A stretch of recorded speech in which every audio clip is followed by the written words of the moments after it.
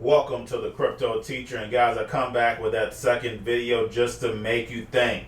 Now, I'm going to touch on cryptos just for a couple minutes here. Now, basically, we have Tether, which went up to 10.4 when we dropped. It's now down to 9.9, the market cap. We see the volume spike, and then also, of course, we had XRP spike. Now, Tether has dropped below 99.9. It's at 99.9. A little over, but now you see the market starting to creep up. So basically, guys, don't forget those indicators, so therefore you know when to buy this bottom, because it's definitely about to show up. So make sure you focus on that. But basically, this second video is about, of course, yesterday I did a video on Steve Mnuchin and how Kamala Harris was all part of that One West. Now we see, I told you, if Kamala Harris is vice president, I will fall out, and I almost fell out. So now we see that Biden comes in and gives her the vice president nod. Now we know, guys, of course, everything is planned out. Now, Trump says one specific thing, always. If I don't get elected, what happens? The stock market crash. You lose your 401ks.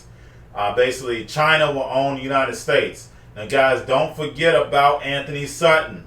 If you're new to this video, I just did a couple clips on Anthony Sutton, but you can go and watch my China video, and it goes over the whole video. But I just wanted to make sure I keep this in your mind, guys. You have to stay conscious of all these events, because there's so many chess moves moving around. You have to keep up with it. Remember, we're not playing checkers, we're playing chess. Anthony Sutton had already told us what was going to happen in the early 80s, also wrote several books. So basically, if you don't check out his videos, go check out his books. They're on Amazon. But guys, make sure that we understand this is all planned out. If we win the election, we'll have deals with a lot of countries very fast. They're just waiting to see who wins, because they are hoping that Joe Biden wins, Sleepy Joe. And if he wins, you know what's going to happen? China will own us. Our markets will crash. The 401ks will go down to practically nothing. Stocks will go down to practically nothing. Remember, stocks, these big companies, they're owned by millions of people that are carpenters and policemen and farmers and lots of other people. And they are the ones that benefit by having a good stock market, probably more than anybody else. But the 401ks, the stocks, the economy will be in a shambles. They want to raise taxes. They want to triple taxes. They want to raise the corporate tax, but they want to raise all taxes. Ultimately, they can't pay for what they want to do anyway, and what they're going to do is destroy your health care and destroy so many other things. We're going to have 180 million people that are so happy with their private health care, they're going to lose it under this crazy plan that these people are proposing. So you will have a crash like you've never seen before. And I've been very good at predicting these things. Yeah, please, go ahead. We are upset with China because of what they did. China was not good. And China will be, if you look at what's going to happen, whether it's Iran, Iran will make a deal with us in a month after the election's over if we win the election. But their greatest dream in the world is that Joe Biden wins, because they will own this country. China will own this country. North Korea will own this country. They will own our country. And they're all waiting to see the election. And if we have a win on November 3rd, we will have a deal with, in my opinion, Iran within 1 month. And I don't know that we want to have a deal with China, to be honest with you. So I'm saying to myself, gee, but China wants us to lose very badly. And you know who else is not happy with us winning? Russia, the phony.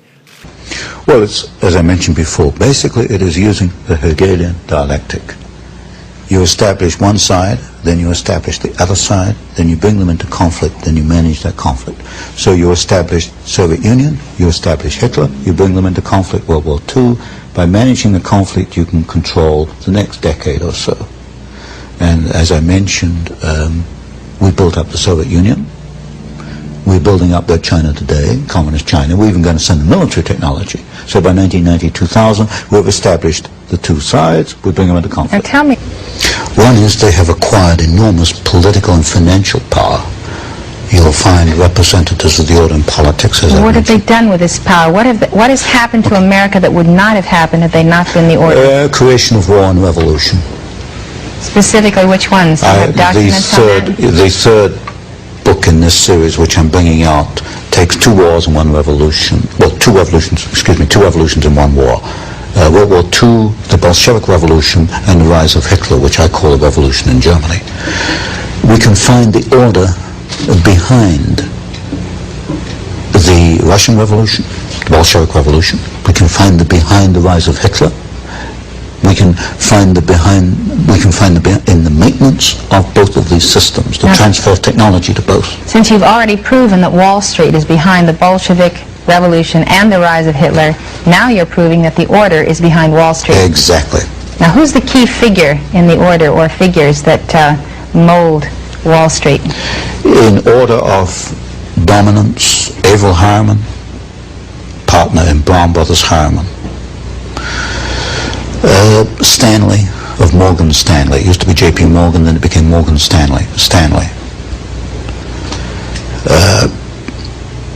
Those two are the key. Now, what did the order want to accomplish in the Bolshevik Revolution?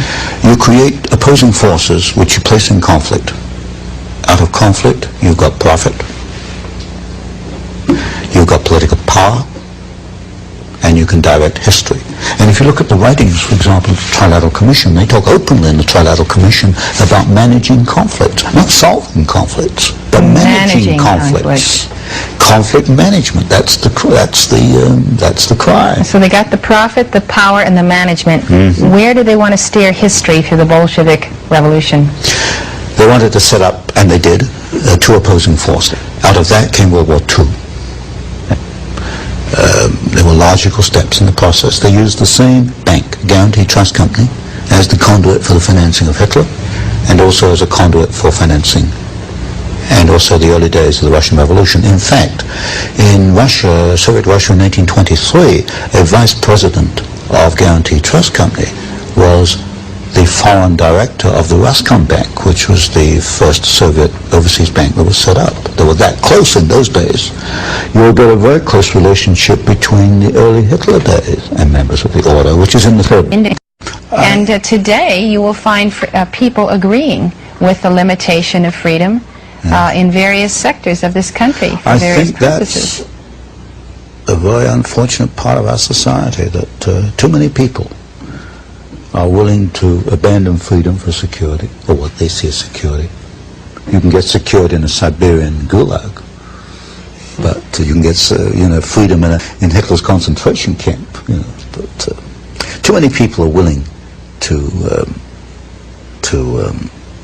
give up freedom for security. Too many people are willing to look at these people as miniature gods. And because they have achieved power, don't ask how did they get power or what they're going to do with the power, but just the fact that they have power makes them a god, and therefore they worship them.